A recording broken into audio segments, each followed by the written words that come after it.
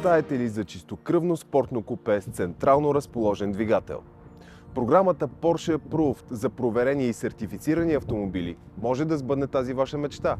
Чудесен пример за това е този Cayman S с пробег от под 6000 км, от който наистина не искам да слизам. Кокпитът създава усещане за привързаност, за интимност. Рейстех облицовката на волана и на скоростния лост на светкавичната ПДК скоростна кутия правят допира с автомобила още по-директен.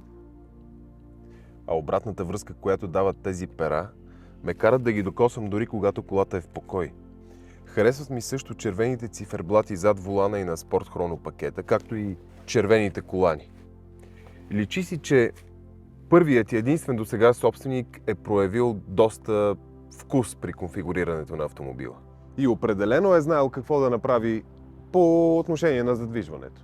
Добавил е спортно окачване, снижаващо колата с 20 мм, заедно с Porsche Active Suspension Management и Porsche Torque Vectoring с блокировка на диференциала.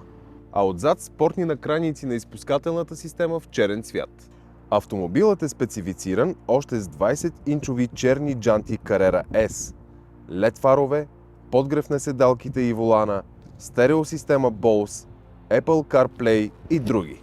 Отпред е избран спорт дизайн за по-агресивна предница. Още ли обмисляте? Сбъднете мечтата си с Porsche Approved!